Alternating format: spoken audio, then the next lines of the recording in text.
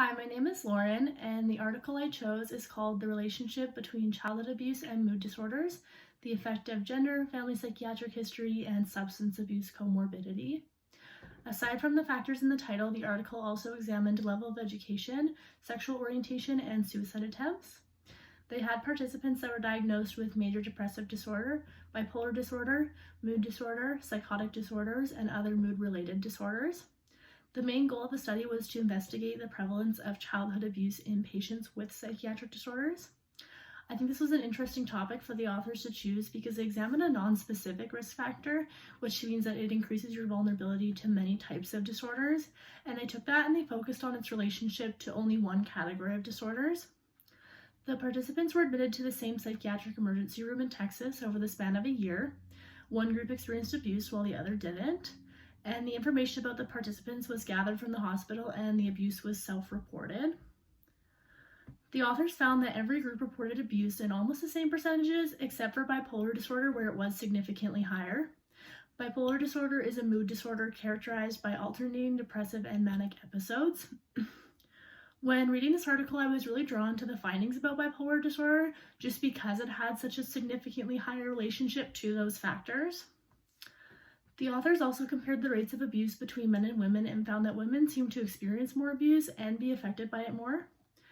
The article also mentions that many studies done in the past have included only females, and for this reason they chose to include 99 more male patients than female, which I think was a really interesting choice. The authors also found that out of all the examined factors, academic achievement was the only one not affected by childhood abuse. I found this really interesting because it included high school graduation, and I would have thought it would have some effect on it just because completion is optional in high school. The next thing they found is that childhood abuse is associated with higher levels of suicide attempts and homosexuality. I kind of expected to see a relationship between abuse and suicide, but I was really surprised to find out that it was also related to sexual orientation. One strength I found in the article is how they had 2 psychiatrists confirm diagnosis. Another thing I really enjoyed about the article is how many factors they examined. It shows that the authors took a multidimensional approach, which definitely gives the reader a deeper understanding of how many things can contribute to the development of a disorder.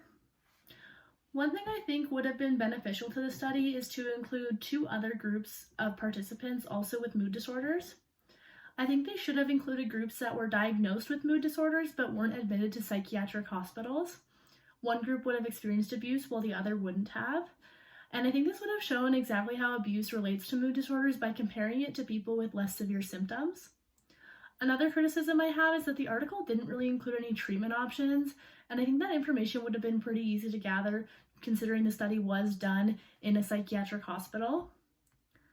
And I think this article is important because it examines what factors put individuals at risk for developing mood disorders.